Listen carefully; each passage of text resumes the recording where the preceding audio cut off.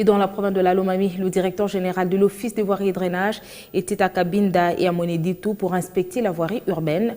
Deuxième étape de sa tournée, dont l'objectif est d'évaluer les travaux exécutés par l'OVD sous le financement du FONER.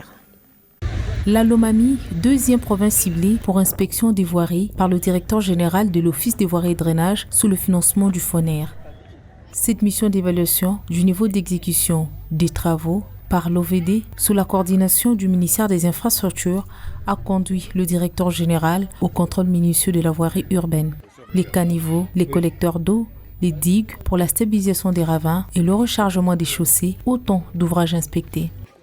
Cette descente se veut une réponse au projet Tshilwe-Gelou initié par le président de la République.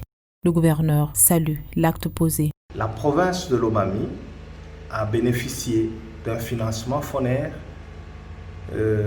à travers la direction provinciale de l'Office de voirie et drainage dans le cadre de son programme d'entretien routier 2020. Il a été retenu l'axe dénommé Cabinda-Kandé.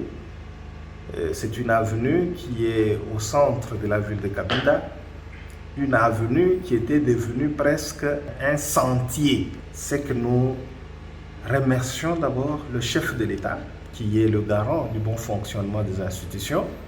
À Moneditou, le directeur général de l'OVD y était pour la même cause. Ensemble avec le maire de Moneditou, Victor Toumba a bien voulu se rendre compte de la réalité de terrain. Les attentes sont nombreuses. Nous demandons vraiment au chef de l'État qu'il intervienne aussi sur la nationale. En fait, le Kassai, pour qu'il puisse décoller, nous avons besoin de routes et de l'électricité et nous irons de l'avant. Pour rappel, la Lomami a bénéficié déjà de 15 km dans le cadre du projet Tshilwe-Gelou. Et l'Office des voiries et drainage, organe technique du gouvernement en matière de la voirie, reste déterminé à relever le défi.